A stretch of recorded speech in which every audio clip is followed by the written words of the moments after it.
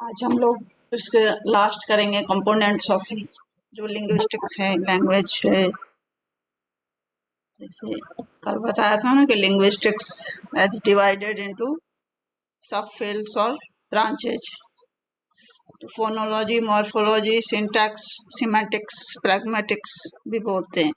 अब सिमेंटिक्स क्या है? कल तो सिंटैक्स की चर्चा कर रहे थे, अब सिमेंटिक्स पे आओ।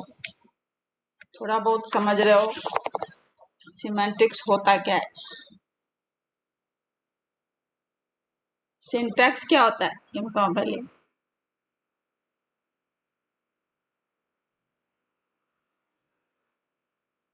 Syntax is a set of rules that are used to describe and explain the ways in which words are related in a sentence. यानी वाक्य की जो रचना है, वाक्य संरचना बिल्कुल सही होनी चाहिए। सब्जेक्ट, वर्ब और ऑब्जेक्ट जो भी है सब अपने प्रॉपर प्लेस पर होनी चाहिए। अब सिमेंटिक्स में क्या है? सिमेंटिक्स है the way language conveys meanings. Language से क्या अर्थ निकलता है, वो अर्थ सही है या नहीं है। नहीं, हम कोई भी सब्जेक्ट, कोई भी ऑब्जेक्ट, कोई भी वर्ब लगाकर सेंटेंस बना तो देंगे, लेकिन क्या होगा, वह सिमेंटिकली करेक्ट नहीं हो सकता है। सिंटैक्टिकली करेक्ट तो हो सकता है, लेकिन सिमेंटिकली वह करेक्ट नहीं होगा। तो सिमेंटिक्स में हम इसका अध्ययन करते हैं कि जो हमने यूज किया, जो भी सब्जेक्ट, वर्ब या ऑब्जेक्ट है, वह उसका सही अर्थ निकल रहा है या नहीं निकल रहा है। कल जिसने एक एग्जाम्पल दिया था वो है इसमें, किसने दिया था? Madam drives a car.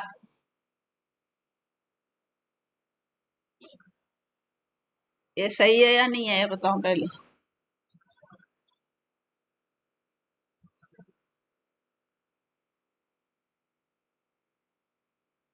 Madam drives a car correct sentence है।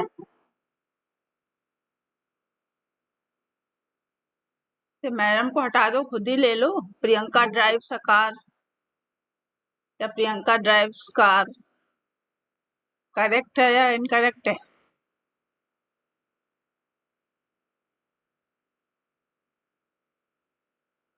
कार को ड्राइव ही तो करते हैं, तो क्या है, सही है। हुँ? लेकिन अगर इसके स्थान पे हम बोलते हैं प्रियंका ड्राइव से बाइसिकल, तो क्या होगा? तो गलत होगा।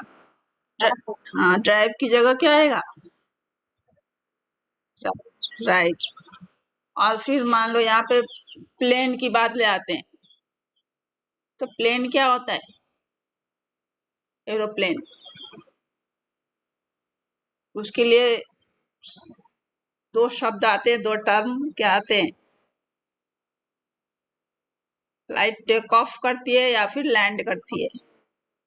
हाँ। हाँ, तो ये तो सब तो चल ही रहे हैं, सभी क्या है, जाने आने के साधन है, सोर्सेज हैं, लेकिन हर चीज के लिए क्या है, अलग अलग शब्द है। इसी तरह जैसे अब कैट है, कैट के लिए अलग शब्द है, कैट की कौन सी आवाज निकालती है। स्नैक है, उसके लिए अलग आवाज है, अलग वर्ड है। हॉर्स है, उसके लिए अलग वर्ड है। सबकी तो आवाज ही है, सब बोलते ही हैं, लेकिन क्या है, सबके लिए अलग अलग वर्ड्स यूज करते हैं। तो इस तरह सिमेंटिक्स में कहते हैं, अगर हम द डॉग बार्क्स बोल रहे हैं, तो क्या बोल रहे हैं?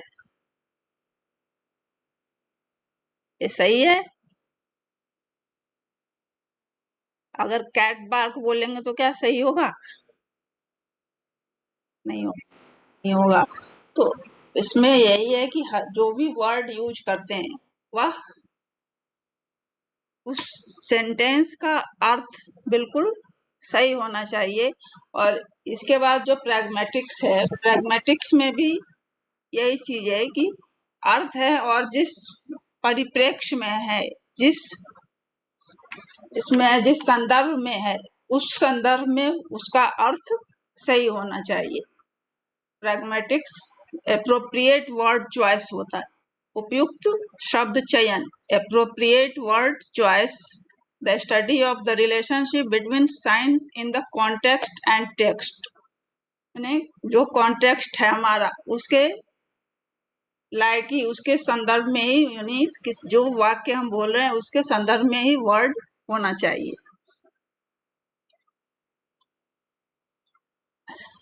कल हमने 2 टर्म आपको और बताए थे, उसमें सिंटैक्स में नहीं, इसमें फोनिम्स में डिफ्थोंग और डिस्कार्फ। डिफरेंस याद है?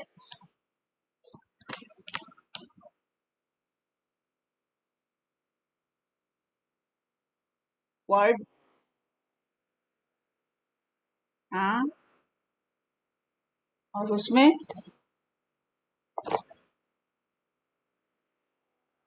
तो लेटर न्यू साउंड बनाते हैं, जैसे सी एच टी एच ये सब हो गया, वो आ गया, वो कॉन्सोनेंट्स में आते हैं और तो लेटर मिलकर न्यू साउंड बनाते हैं। ठीक है,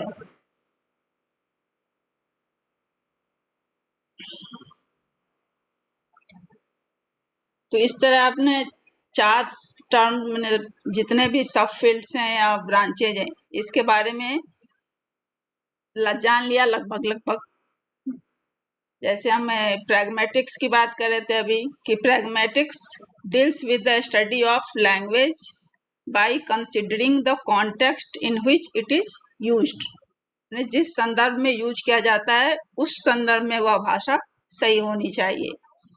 और सिंटैक्स क्या है? Syntax is the study of the structural aspect of language, कल भी बताया था हमने आपको। मॉर्फोलॉजी याद ही होगा, मिनिमल यूनिट्स की स्टडी है, और जिसमें मॉर्फिम्स भी आते हैं और वर्ड फॉर्मेशन प्रोसेसेस भी आती है। फोनोलॉजी साउंड पैटर्न्स के अंतर्गत साउंड पैटर्न्स का अध्ययन आता है, यानी phonology deals with the study of sound patterns of language. Pragmatics में क्या है थोड़ा अंतर, कि मान लो आपने दो कोई भी जो मिलते जुलते शब्द ले लो, आप अपनी ओर से कुछ सोचो, कोई 2 मिलते जुलते शब्द।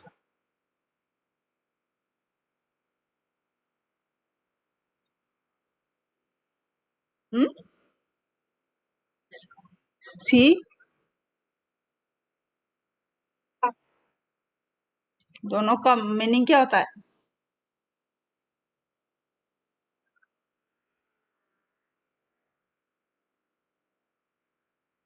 इसमें तो नहीं, ऐसे वर्ड जिनका मीनिंग सेम हो, जिनका अर्थ समान हो। जैसे हमने ड्राइव और राइड की बात की ना,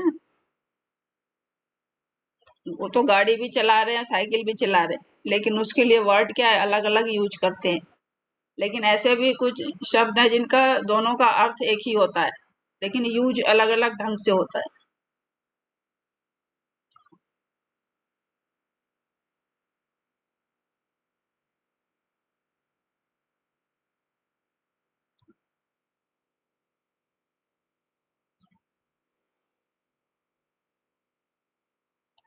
कुछ याद आया?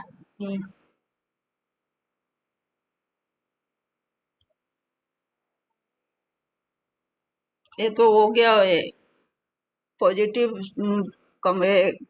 डिग्री आ गई, पॉजिटिव, कंपैरेटिव और सुपरलेटिव। गुड, बेटर, बेस्ट, है ना? हाँ, लुक और वॉच। ठीक है, अब उसका यूज करो सेंटेंस में, तब समझ में आएगा।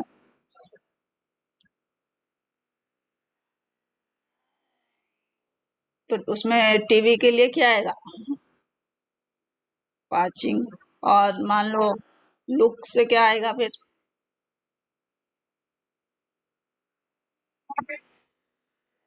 हाँ, हाँ, तो यहाँ हमने देखा है ना कि जब ब्लैक बोर्ड की ओर देखो तो इसके लिए हमें कौन सा वर्ड यूज करना पड़ रहा है? वॉच। और ये लुक, और जब टीवी की ओर देखने की बात आ रही है तो टीवी देख रहे हैं तो क्या है, वॉच।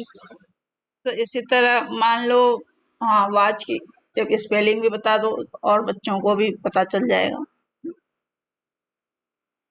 हाँ, और लुक तो सबको पता ही होगा। हाँ हाँ, रेनू बोल रही है ना। हाँ ठीक है। इसी तरह कोई और भी सोचो, दीपाली आप ही। नहीं आ रहा। अच्छा, जैसे हम दे रहे तुम्हें स्टार्ट और बिगिन। मान लो स्टार्ट भी प्रारंभ करना होता है, बिगिन भी शुरू करना होता है। स्टार्ट एंड बिगिन, कोई भी बता सकते हो तो बताओ।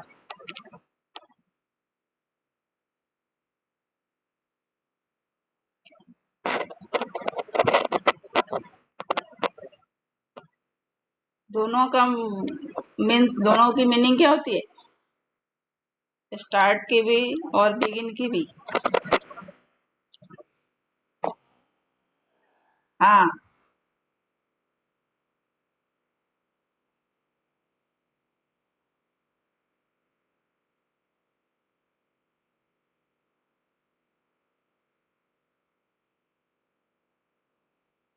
अब जैसे जॉब भी स्टार्ट करते हैं ना,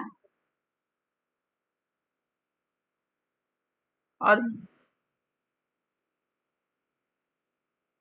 प्रोग्राम भी स्टार्ट होता है। तो ऐसे कोई भी सेंटेंस आप बनाओ।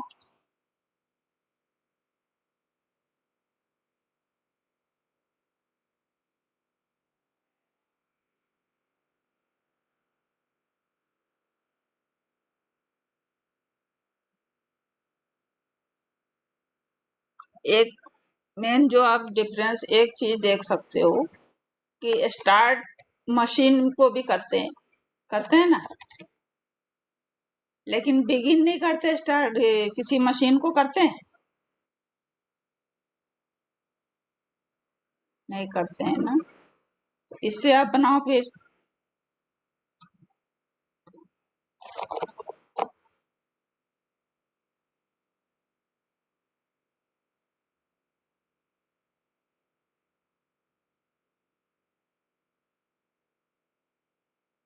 द मशीन हैज स्टार्टेड, या द कार हैज स्टार्टेड, या सीधे भी बोल सकते हैं स्टार्ट योर कार।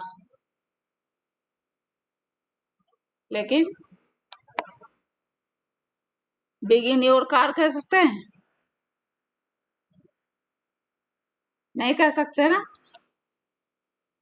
हाँ, तो इसमें कहते हैं कि स्टार्ट जो है वह नाउन भी हो सकता है, वर्ब भी हो सकता है, उसको दोनों रूप में प्रयोग कर सकते हैं स्टार्ट को। लेकिन बिगिन क्या है? बिगिन एक वर्ब है, और उसको जब नाउन बनाना होगा तो उसमें हमें एन आई, एक और एन, यानी BEGI डबल NING बिगिनिंग लगाना होगा, तब वो नाउन बनेगा। जैसे जेरंड बनेगा ना, वो ING लगाकर।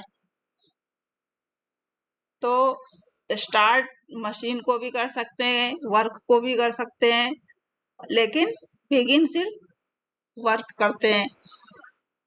तो इस तरह आप देख सकते हो कि अगर हम मशीन में किसी मोटरसाइकिल में या कार में हम बिगिन का यूज नहीं कर सकते। और भी इस तरह के आप जैसे मान लो इंक्रीजिंग डिक्रीजिंग होता है ना, असेंडिंग डिसेंडिंग। इंक्रीजिंग ऑर्डर में किसी चीज को रखना हो, किसी डिजिट्स को रखना हो, तो आप समझते हो। और उसी वही चीज कि असेंडिंग ऑर्डर और इंक्रीजिंग ऑर्डर, तो दोनों में क्या डिफरेंस होगा? दोनों बढ़ते हुए क्रम में है ना, इंक्रीजिंग भी है और असेंडिंग भी है।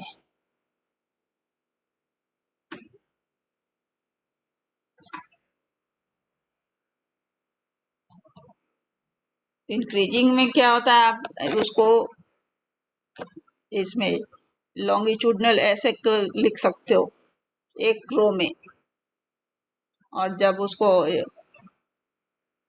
असेंडिंग में क्या लिखते हैं हम, और इसमें असेंडिंग में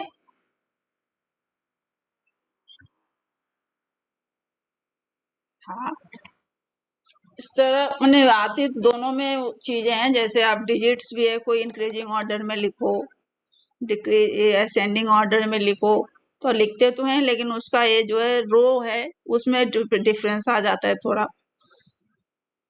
फिर आपका जैसे मान लो सेल है और परचेज है, दोनों का मतलब क्या होता है, सेल कर रहे हैं, बाई और परचेज,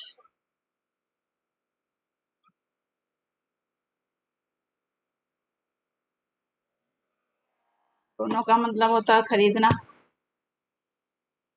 तो कुछ अपना लगाओ, बाई से क्या सेंटेंस बना सकते हैं,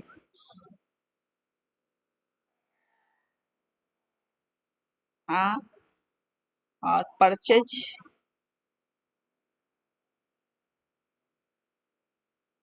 तो दोनों में अंतर कहाँ हुआ।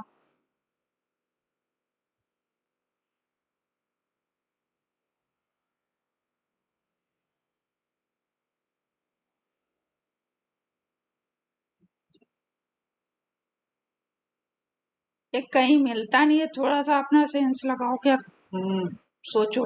हाँ, हम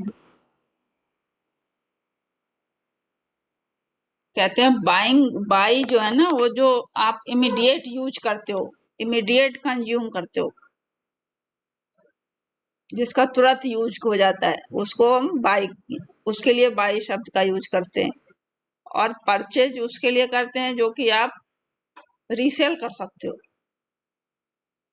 तो कार को तो रीसेल कर सकते हैं ना, आप उसे दोबारा बेच तो सकते हो, नहीं बेच सकते, Yes, लैंड को बेच सकते हैं, हाउस को बेच सकते हैं। तो इस तरह की जो, या ऐसे भी कह सकते हैं कि जो इमूवेबल प्रॉपर्टी है, इमूवेबल भी नहीं कह सकते, मतलब प्लॉट हाउस तो चलो इमूवेबल होगा, लेकिन जिसको रीसेल कर सकते हैं ऐसे कह सकते हो कि हाँ, वो परचेज होता है। और जिसको हम तुरंत कंज्यूम करते हैं वो बाई होता है, बाइंग यूज करते हैं उसके लिए। चलो, इस तरह आप बहुत सारे सेंटेंस, ये वर्ड्स हैं जो आप देख सकते हो। फिनिश है, एंड है ना, फिनिश एंड दोनों का मतलब क्या होता है,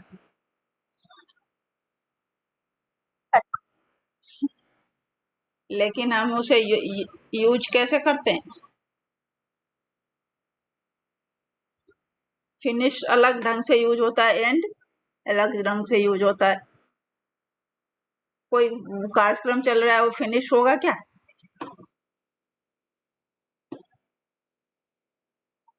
एंड होगा। और जैसे कहते हैं आप लंच कर रहे हो, करेगा ये फिनिश्ड माय लंच, हाँ, तो लंच वो फिनिश होता है, काम फिनिश होता है। तो इस तरह, तो मतलब कौन सा सेंटेंस है और किस परिप्रेक्ष्य में हम यूज कर रहे हैं, उस समय उस शब्द का यूज करते हैं, वही सिमेंटिक्स के अंतर्गत आता है। इसमें दो तरह के सिमेंटिक्स की बात भी की गई है, कंसेप्चुअल मीनिंग और एसोसिएटिव मीनिंग। तो कहते हैं जो in semantics conceptual meaning is the literal और core sense of a word. The term is also called denotation और कॉग्निटिव मीनिंग। यानी कंसेप्चुअल मीनिंग जो है सिमेंटिक्स में, कंसेप्चुअल सिमेंटिक्स, उसमें डिनोटेशन, DENOTATION, डिनोटेशन और कॉग्निटिव मीनिंग भी बोलते हैं। और इस वर्ड के opposite connotation, CONNOTATION, connotation, a affective meaning होता है। अब ये कॉन्सेप्चुअल मीनिंग के अंतर्गत दो तरह के वर्ड्स आते हैं, जैसे डिनोटेशन और कॉग्निटिव मीनिंग वाले, और कोनोटेशन और इफेक्टिव मीनिंग वाले। अब एक आप कॉग्निटिव मीनिंग और इफेक्टिव मीनिंग समझते हो? कॉग्निटिव संज्ञानात्मक, जो कि आप ब्रेन से रिलेटेड जो भी आप अर्थ उसका समझ रहे हो, और इफेक्टिव जब उसमें कोई भाव हो, इमोशन हो, तो उसको इफेक्टिव मीनिंग कहते हैं।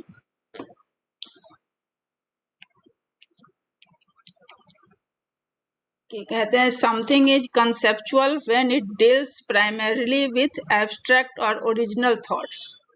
यानी अगर कोई एब्स्ट्रैक्ट थॉट है, ओरिजिनल थॉट है, तो उसको कंसेप्चुअल मीनिंग कहते हैं, उसको सिमेंटिक्स में उसको कंसेप्चुअल मीनिंग वाले सेंटेंस कहते हैं।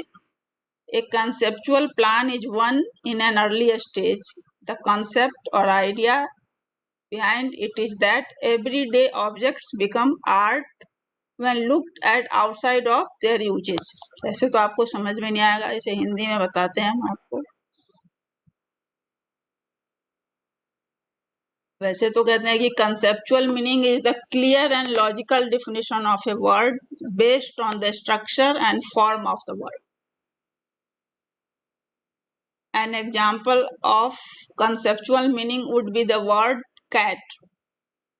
क्या है? सिंपल मीनिंग है कि आप इसे, आप एक, आपके माइंड में एक शेप, एक आकृति बनी हुई है, एक इमेज बना हुआ है, और आप जानते हो, पहचानते हो कि यह कैट है, तो एक कॉग्निटिव मीनिंग है, कॉन्सेप्चुअल मीनिंग है। और तो इसे वैसे भी इसे क्या कहेंगे? अभी क्या दो वर्ड्स आपको बताए थे, डेनोटेशन और कॉग्निटिव मीनिंग। कंसेप्चुअल मीनिंग के अंतर्गत दो शब्द आते हैं, डेनोटेशन और कोनोटेशन। तो डेनोटेशन यानी कॉग्निटिव मीनिंग, इसमें हम जो देखते हैं, जो हम समझते हैं, जो रिकॉल करते हैं, उसी को हूबहू वही वर्ड आते हैं इसमें, जैसे कैट है, डॉग है, इस तरह के वर्ड आते हैं इसमें कंसेप्चुअल में के अंतर्गत और कॉग्निटिव के अंतर्गत। वैसे तो बहुत सारे टाइप्स हैं इसमें सिमेंटिक्स के, लेकिन हम दो ही लेकर चल रहे हैं, कंसेप्चुअल और associative.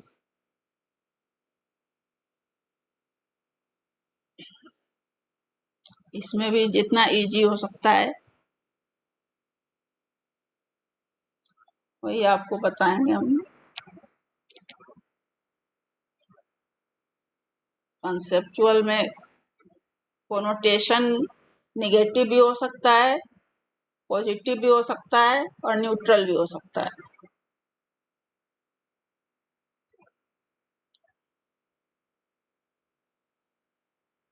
Any connotation refers to a meaning suggested or implied by the use of a particular word. Connotation impacts how readers perceive the overall meaning of what a writer or a speaker is trying to communicate. यानी connotation में वही चीजें आती हैं जो reader perceive करता है या जिस समझना चाहता है, या जो राइटर या जो ऑथर है वह समझाना चाहता है, वही हूबहू वही चीज वह समझता है, तब वह कोनोटेशन मीनिंग के अंतर्गत आता है। अब इसमें ये भी कहते हैं कि depending on how a word has been used over time, कौन सा वर्ड किस समय किस परिप्रेक्ष्य में यूज किया गया है, द टर्म में हैव ए पॉजिटिव, निगेटिव और न्यूट्रल कोनोटेशन। इसका एग्जाम्पल से आप समझ पाओगे। पहले डिनोटेशन वो वर्ड्स क्या होते हैं वो भी आप देख लो।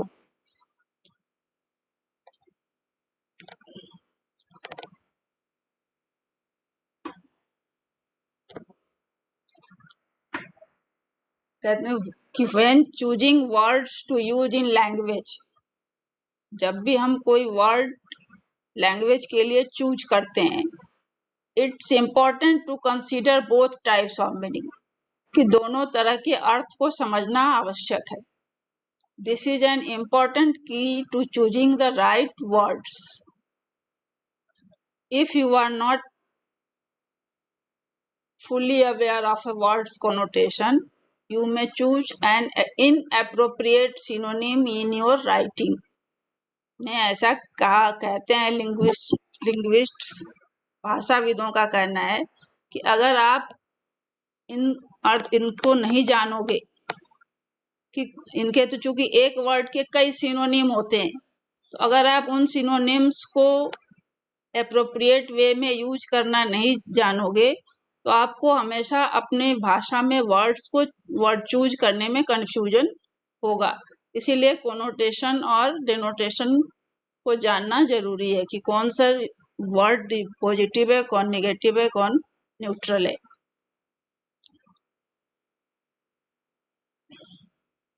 जैसे आप कहते हैं कि कुछ चीजें आप नहीं कहते कि इस बार मैं अपनी एनिवर्सरी में, इस बार मैं अपने एक्टिविटीज में या क्लास में कुछ अलग करूंगी, तो इसके लिए आप क्या यूज करते हो? कभी डिफरेंट भी यूज कर सकते हो और कोई यूनिक भी यूज कर देता है। तो इसमें से कौन सा शब्द सही होगा?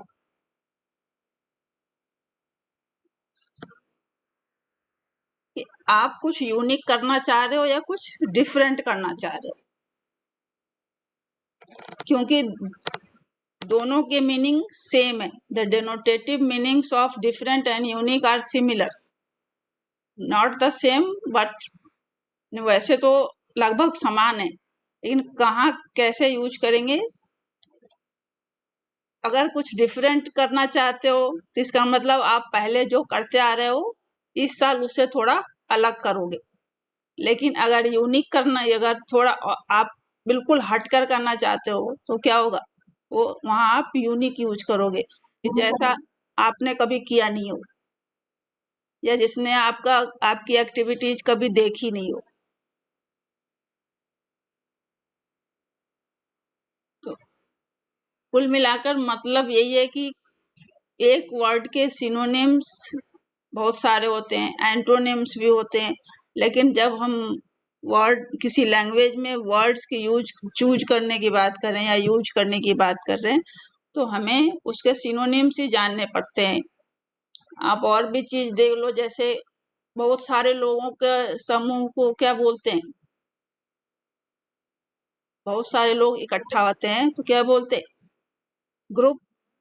हाँ, और वही चोरों का ग्रुप होता है तो क्या बोलते हैं? बहुत सारे चोर होते हैं तो चोर, या बहुत सारे आप कह लो डॉन, तो एक होगा ना, उसका क्या होगा?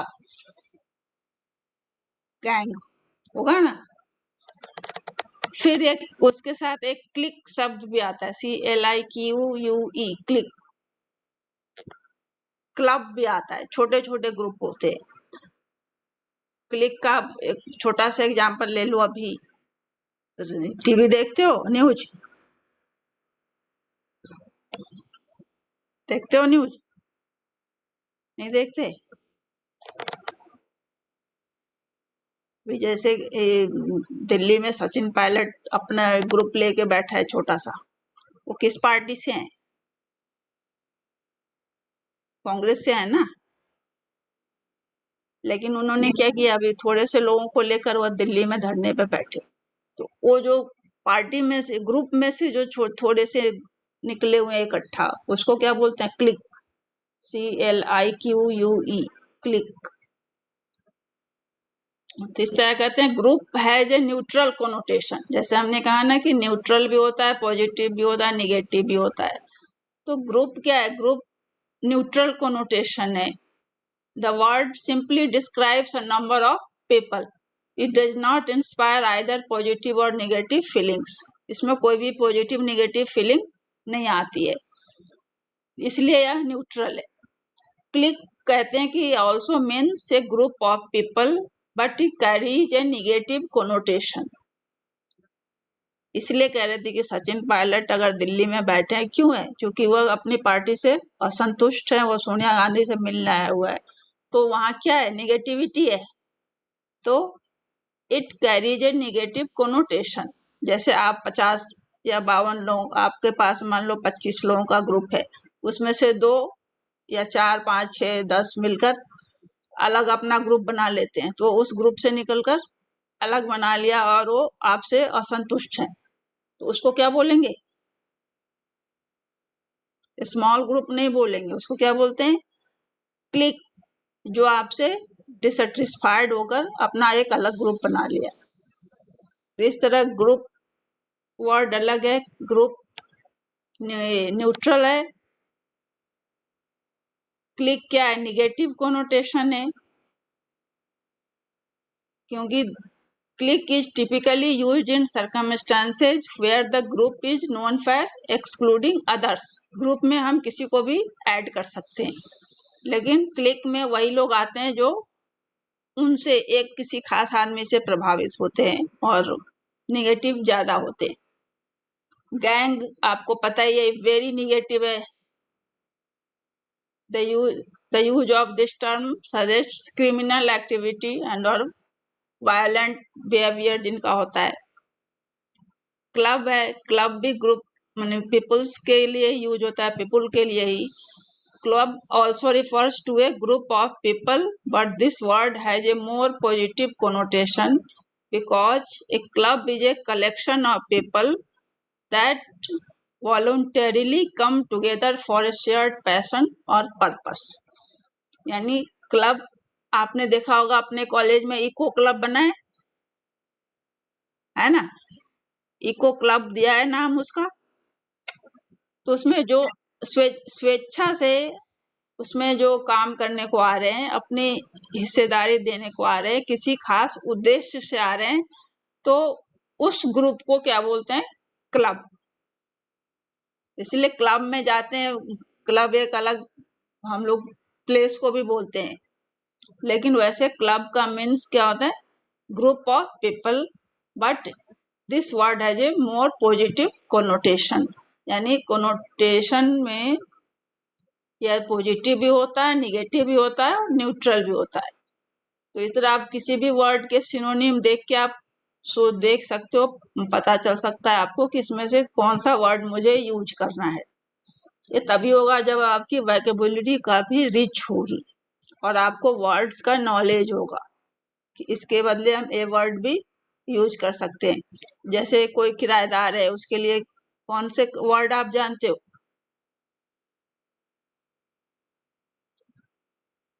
किराएदार के लिए वर्ड आता है ना इंग्लिश में?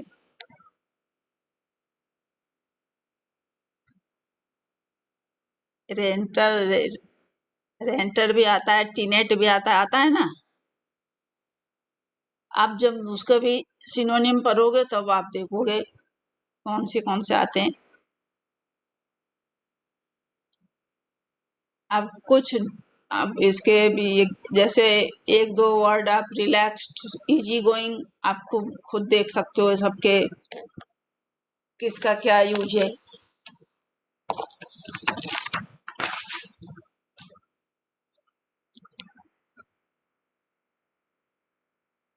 ये तो था कोनोटेशन। माने कोनोटेशन में ये कंसेप्चुअल में दो तरह की मीनिंग आती है। कोनोटेशन यानी कॉग्निटिव मीनिंग और डिनोटेशन अफेक्टिव मीनिंग। तो कॉग्निटिव में हमने उसमें ये भी देखा कोनोटेशन में कि वो न्यूट्रल भी हो सकता है, पॉजिटिव भी हो सकता है, निगेटिव भी हो सकता है। इसमें हमने आपको एक एग्जांपल देके बताया, ग्रुप, गैंग, क्लब, क्लिक, ये सब। अब डिनोटेशन क्या है? डिनोटेशन द लिटरल और primary meaning of a word in contrast to the feelings or ideas that the word suggests. Affective meaning है, यानी जो भावात्मक है, जो फीलिंग्स आती है उससे रिलेटेड है। वो थॉट से रिलेटेड थी, ये फीलिंग से रिलेटेड है।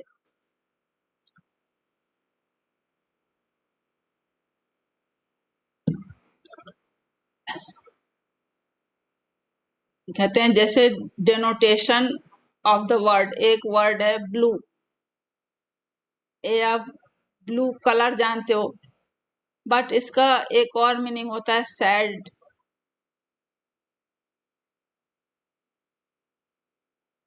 यानी अगर वो कहीं ब्लू का यूज हो रहा है तो उसका अगर फीलिंग के रूप में यूज होगा तो उसको सैड भी बोलते हैं।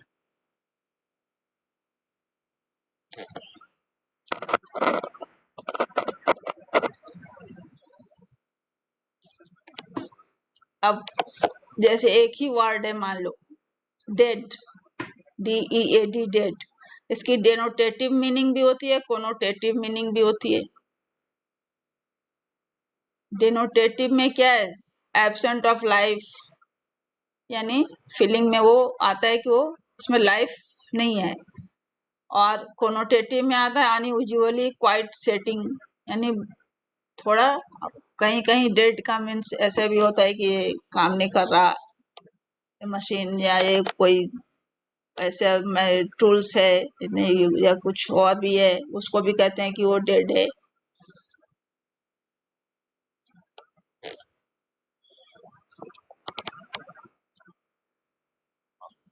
ये आपको टफ लग रहा होगा थोड़ा, क्या तो वही चीजें तो बता रहे हैं हम आपको।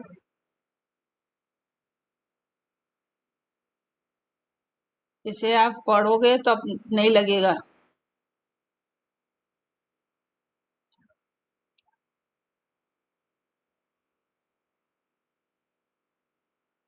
डिनोटेशन को और भी इसके सिनोनिम्स भी हैं। डिनोटेशन को क्या क्या बोलते हैं हम, डिफिनीशन भी बोलते हैं, इंडिकेशन भी बोलते हैं, मीनिंग भी बोलते हैं, यानी डिनोटेशन के भी सिनोनिम्स।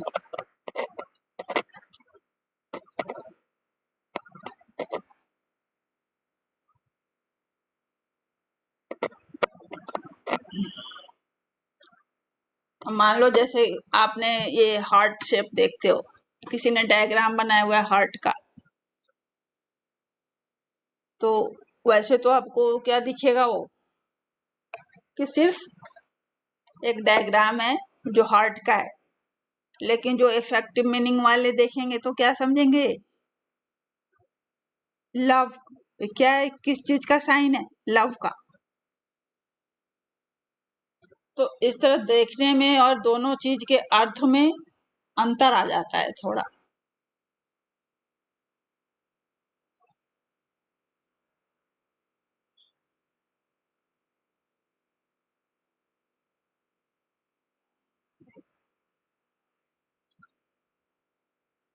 इस तरह हम डिनोटेशन को ऐसे भी आप डिफाइन कर सकते हो, एन एक्ट और प्रोसेस ऑफ डिनोटिंग। दूसरा meaning specially a direct specific meaning as distinct from an employed or associated ideas comparing a words। ये तो आप समझ में नहीं आएगा। सबसे इजी जो है वही आपको बता देते हैं हमको।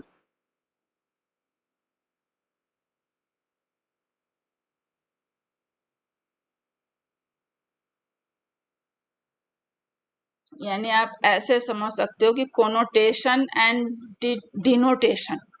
Connotation, CONNOTATION, connotation and denotation are two principal methods of describing the meaning of words. Connotation and denotation are two principal methods of describing the meanings of words. Connotation refers to the wide array of positive and negative associations, whereas denotation is the precise literal definition of a word that might be found in a dictionary. A denotation is what the word literally says.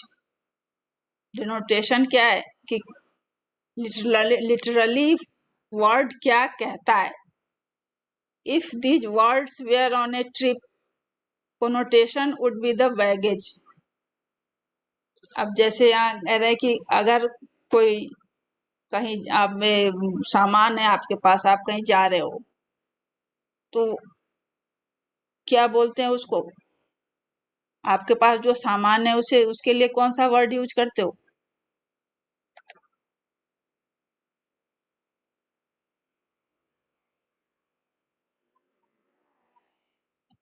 तो luggage, जब आप वहाँ flight airport पे होते हो तो कौन सा वर्ड यूज करते हो, लगेज। और जब वैसे हम जब कहते हैं कि वो अपने सारे सामान के साथ कहीं चला गया, तो उसके साथ उसके लिए कौन सा फ्रेज यूज करते हैं, बैग एंड बैगेज, वो एक फ्रेज भी है वो कि ही वेंट विथ और with his bag and baggage, वो अपने पूरे सामान के साथ चला गया। और उसमें जो जाने वाला होता है उसको क्या बोलते हैं? अगर बैगेज है किसी के पास, कहीं जा रहा है, तो जो जाने वाला होगा उसको क्या बोलेंगे?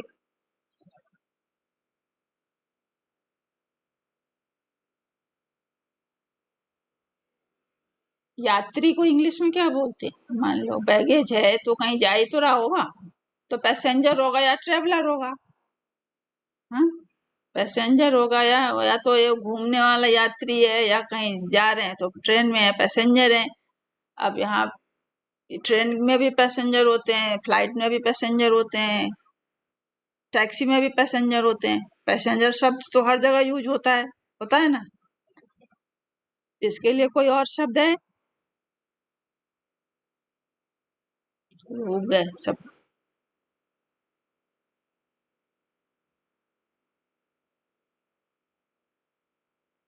आप कहीं जानो, अब क्या करूँ मैं। दो वर्ड होते हैं, आप डेनोटेशन और कोनोटेशन, ये दो वर्ड को जान लो किसका मतलब क्या होता है। मेरा मकसद यही है कि आप इसे मतलब ये जानो कि डेनोटेशन के अंतर्गत क्या आता है, कोनोटेशन के अंतर्गत क्या आता है, और ये दोनों वर्ड सिमेंटिक्स में किसके अंतर्गत आते हैं, कॉन्सेप्चुअल मीनिंग के अंतर्गत आते हैं।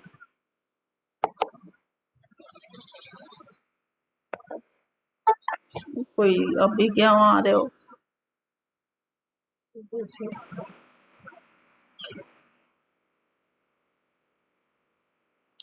आप नेट पे मिल जाएगा आपको सब है, थोड़ी मेहनत करनी पड़ेगी, बार बार ढूंढना पड़ेगा, हर चीज एक ही जगह नहीं मिलता। हाँ, मिल तो जाएगा ही, थोड़ा टाइम देना पड़ेगा। तो हमें, मेरे पास भी बुक थोड़ी है, इसमें ही ढूंढते हैं, तो कहीं से कुछ कहीं से कुछ।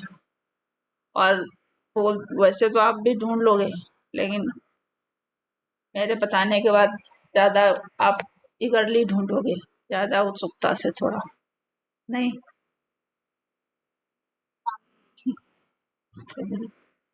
अब एक चीज बताओ। हाँ, फ्लाइट में दो तरह की क्लासेज, मैंने दो तरह के होते हैं, क्लास होते हैं ना।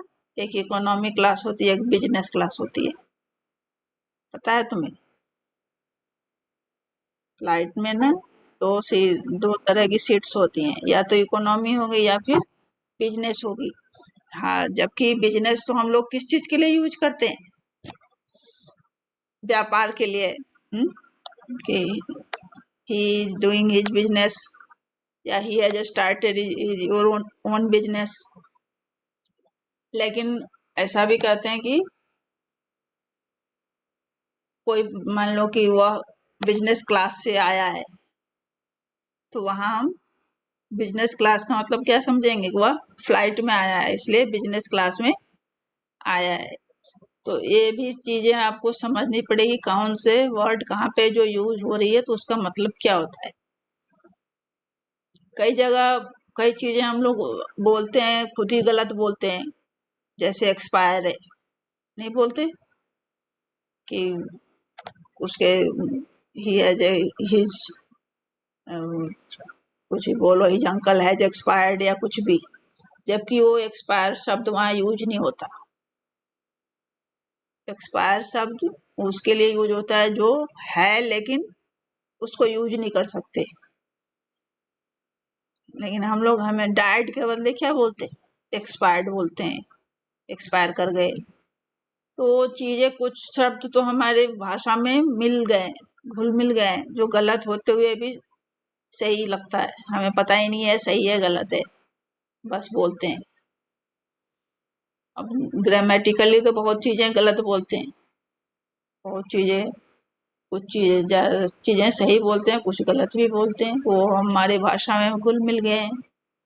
जैसे क्षेत्रीय भाषाएं घुल मिल जाती है, इस तरह। फिर लैंग्वेज की बुक होती तो हमें आसानी होती।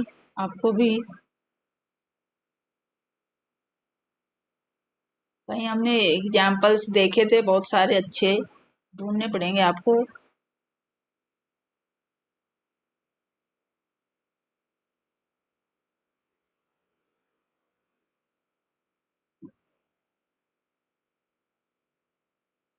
मुझे भी लिखने का टाइम तो मिलता नहीं है ज़्यादा, थोड़ा बहुत लिख पाते हैं।